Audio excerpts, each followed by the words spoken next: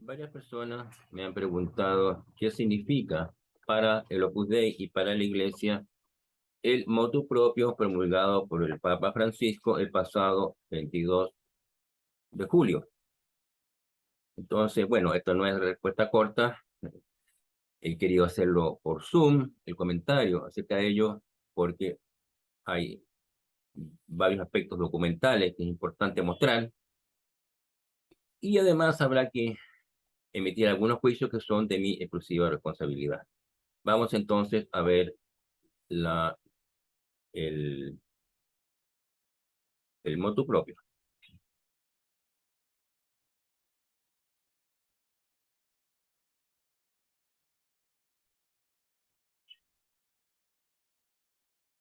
Entonces, no seguiré el orden del motu, sino que más bien iré por tema. Todo se inició el pasado 19 de marzo, cuando se promulgó la Constitución Apostólica Predicate Evangelium, que reformó la curia romana para mejorar su servicio en favor de la evangelización. La curia romana, ¿no?, es el conjunto de instituciones que maneja la Iglesia. La Iglesia tiene un aspecto sobrenatural, que es fundamental, importante, que ilumina el Espíritu Santo, pero también tiene un aspecto humano que requiere organización, requiere estructura, ¿cierto? Y esa organización es dada por la curia romana, también llamada a veces la Santa Sede. En, en esta constitución apostólica hay una referencia al Opus Dei. Dice aquí, precisamente, el documento, dice: me ha parecido conveniente confiar al dicasterio del clero la competencia en todo lo que corresponde a la sede apostólica respecto a las prelaturas personales, la única hasta ahora elegida es el Opus Dei. ¿Por qué? Dice: en consideración de la preeminente tarea que en ella desempeñan los clérigos, según la norma del derecho. Aquí podríamos comentar, ¿no es cierto? Evidentemente, en la prelatura personal hay una, no sé si la palabra adecuada será preeminencia, digamos, pero en Juan Pablo II hablaba de ahí una primacía, evidentemente porque, eh, evidentemente, el sacerdocio es aquel que nos engancha, por decirlo así, dentro de la estructura jerárquica de la Iglesia. Luego vienen dos puntos de organización que los veremos partiendo de la Constitución Apostólica que erigió a los Opus Dei como propiedad personal, llamada UTSIT, que fue promulgada por Juan Pablo II el 28 de noviembre del año 82, que muchos, gracias a Dios, ya era de la obra, recordamos con gran cariño, con mucha felicidad. Entonces, vamos a ver.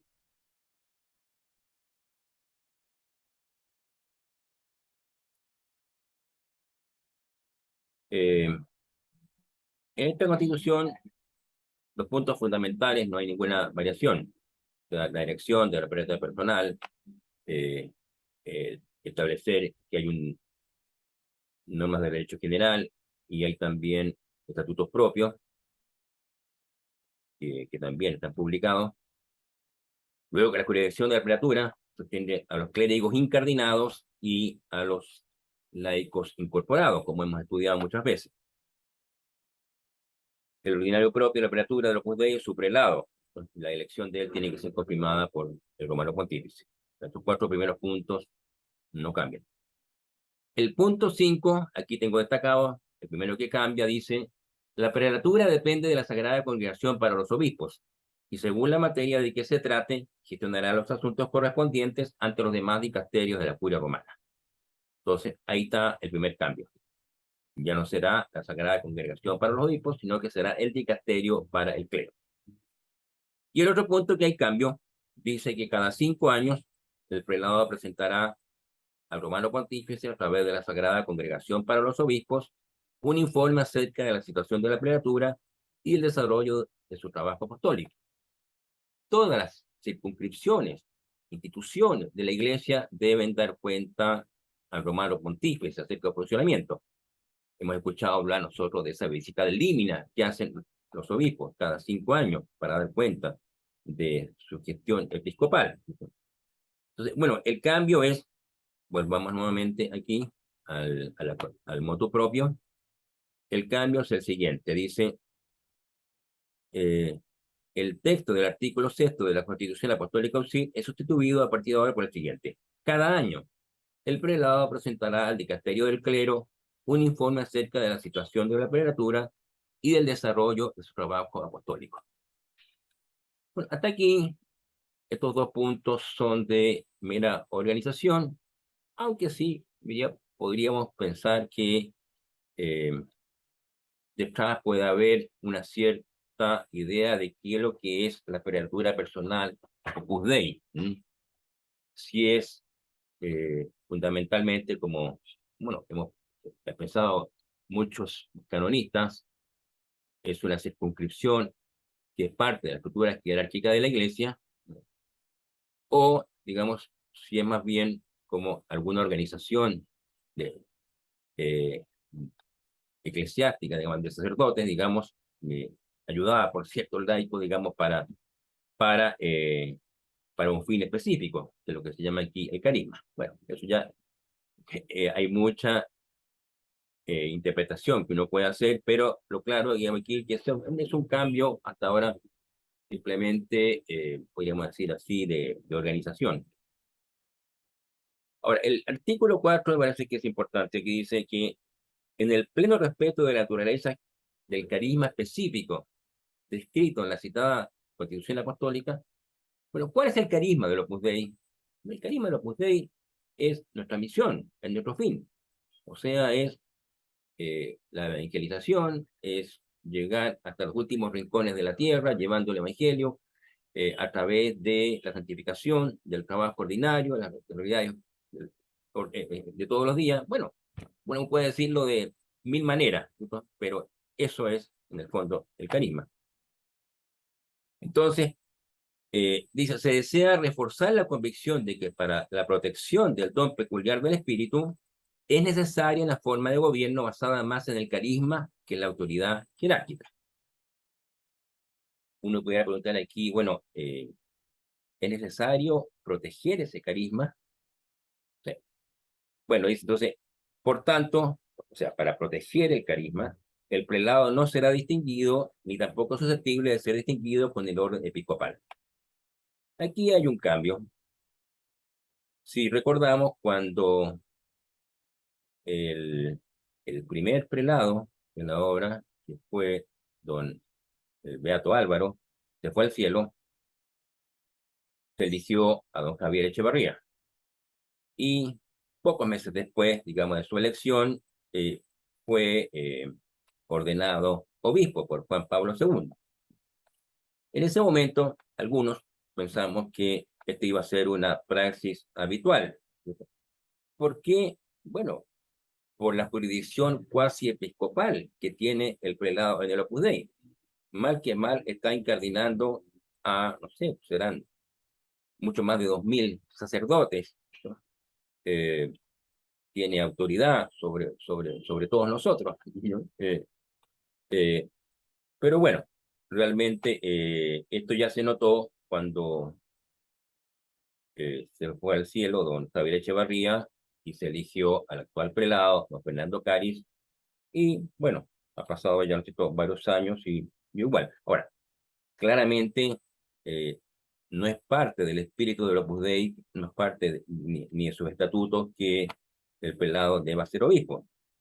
Lo que uno habla es cuál es la conveniencia eclesial para la iglesia en general. Esto, evidentemente, ahí puede haber distintas opiniones.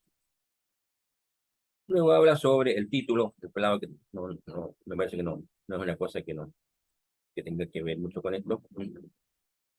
Y termina, y no es mucho más, no es mucho más que esto. Entonces,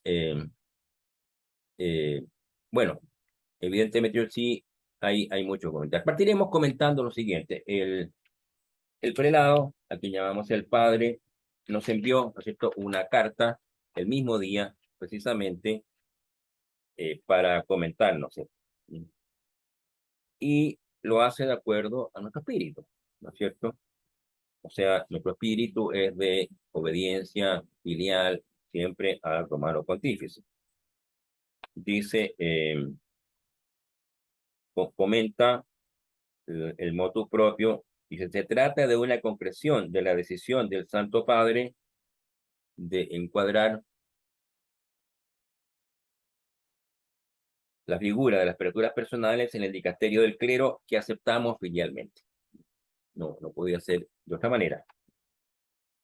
Y aquí reafirma lo que dice el Papa respecto a que cuidemos mucho nuestro carisma. Bueno, casi yo diría que no necesitamos saberlo, vivimos para eso, vivimos para hacer rendir, para cuidar el carisma de la obra, para promover la acción evangelizadora que cumple sus miembros, dice, difundir la llamada santidad en el mundo. Bueno, ya hemos repetido varias veces. Luego, respecto al hecho de ser o no ser obispo, dice primero que damos gracias a Dios por los frutos de comunión eclesial que han significado los episcopados del Beato Álvaro y de don Javier. Y al mismo tiempo, dice que la ordenación episcopal del prelado no era ni necesaria para la guía del Opus Dei. Finalmente, dice, la voluntad del Papa de subrayar ahora la dimensión carismática de la obra nos invita a reforzar el ambiente de familia, de cariño y confianza. El prelado ha de ser guía, pero ante todo, padre. Entonces, bueno, o sea, el Papa nos transmite, el Padre nos transmite mucha paz, ¿cierto? Mucha seguridad, no hay ningún cambio esencial en lo que ha dicho el Papa, pero bueno, yo diría que todos queremos tener datos más periodísticos. Nos quedan algunas dudas. Bueno, dentro de lo que dice el Papa también en el motu propio es que la obra ahora tiene que presentar a la Santa Sede tiene que hacer una propuesta respecto a cambios en su constitución para adecuarse, digamos, a esto. O sea, queda algún trabajo adelante, queda algún ir y venir entre la Santa Sede, digamos, y la obra, digamos, para que el tema ya quede cerrado. O sea, el tema todavía no está cerrado, falta eso, falta esa parte, falta todavía que la obra envíe y que la Santa Sede, evidentemente, apruebe esos cambios.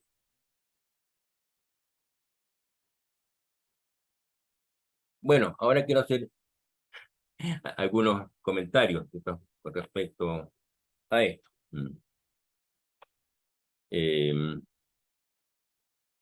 Bueno, he leído comentarios que se han publicado. Hay un comentario que ustedes deben conocer a un señor de la obra que se llama Jack Valero, que, bueno, ha hecho cosas fantásticas, ¿cierto? ¿Se acuerdan eso de cómo poder conversar con personas que piensen distinto, ¿cierto? Tiene una fundación, tiene una metodología para esto. Sin embargo, digamos, hace alguna afirmación que me parece que es un poquito inexacta, ¿no? Bueno, voy a hacer un comentario personal respecto a lo que dice el motu propio y lo que dice también Jack Valero, y por qué me parece a mí. Veamos aquí.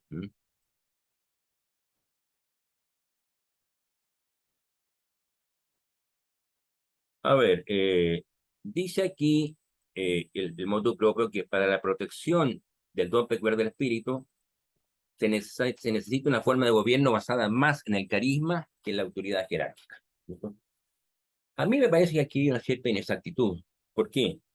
Porque aquí se está diciendo que para poder potenciar el carisma debemos disminuir la autoridad jerárquica. Y lo que hemos aprendido en eclesiología es otra cosa.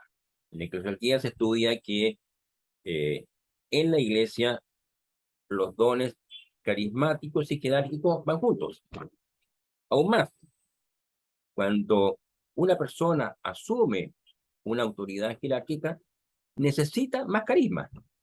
O sea, un obispo cuando asume como obispo, el Espíritu Santo debe darle más carisma para que viva su misión, que tiene mayor responsabilidad. Entonces, más bien es más autoridad, más carisma. ¿Ya? Entonces, no entendemos mucho esto, no entendemos. ¿Cuál es el comentario que hace Jack Valero? Él se hace la pregunta, dice, hay contradicción. O sea, en el documento se establece que haya una contradicción entre carisma y autoridad jerárquica. La palabra es no lo aparece. Bueno, a mí me llama mucho la atención que una persona de la inteligencia y lo que sabe, Jack Valero, diga eso, porque, bueno, claramente aquí se dice que para aumentar el carisma tiene que disminuir la autoridad jerárquica. Esto es castellano, no hay otra cosa. Imagino que más adelante habrá otros comentarios, pero aquí hay una cosa que evidentemente llama la atención. Después, lo otro es, bueno, ¿cómo debemos responder cada uno personalmente? Yo diría bueno, tenemos que responder tal como hacemos las cosas siempre en la obra. O sea, la única manera que tenemos de reafirmar nuestro carisma, de reafirmar eh, todo lo que lucharon nuestro padre, don Álvaro, ¿cierto? Y después los prelados que han venido después, es precisamente a través de más santidad, más apostolado. Yo estos días estaba haciendo la oración con las cartas de don Álvaro para el año 1982, cuando se eligió la prelatura personal, ¿no es cierto? Y ahí hace como unos gritos diciendo, bueno, esto que tenemos ahora nos implica más vida interior, más mortificación, más oración, más apostolado, más servicio a los demás. Bueno, esa es la manera como tenemos que reaccionar. También otro aspecto de reacción debe ser una unión más fuerte, más física, diría yo, más afectiva con el padre, con el prelado. Yo le sugeriría a cada uno que le escribiera al prelado, porque ¿qué necesita el prelado hoy día? Necesita, yo diría, es que cada uno de nosotros le cuente cómo reafirmamos nuestra fidelidad a la obra, al espíritu, cómo estaremos siempre detrás de él en todo, cómo lo apoyamos en todo lo que él haga, digamos, y cómo rezamos para que no haya nunca problemas en esto. Los problemas que haya se solucionen con rapidez.